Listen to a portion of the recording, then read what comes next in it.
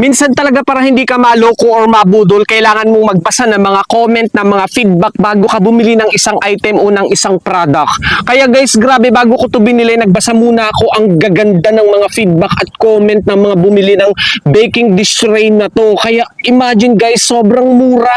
Kasi sa halagang 100 plus, sa halagang 200 plus, dalawang piraso na to, buy one take one, di ba? Napakasulit naman ng baking tray na to, ng glass baking tray na to. Tingnan nyo naman, made in high borosilicate glass to, kaya sobrang safe gamitin sa oven, sa microwave oven ninyo.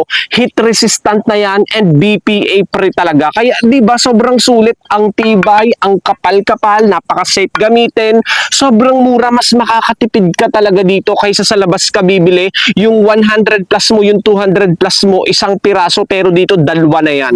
Buy one take one guys. Marami pang available sizes kung ayaw nyo ng ganito kaliit or ganito kalaki. Tingnan nyo naman, ang laki-laki na nito, napakamura. 100 plus, 200 plus. Ito nga pala yung hawak ko is 1.5 liter na nga pala to. Di ba ang laki, sobrang tipid, sobrang laki ng matitipid nyo, sobrang sulit.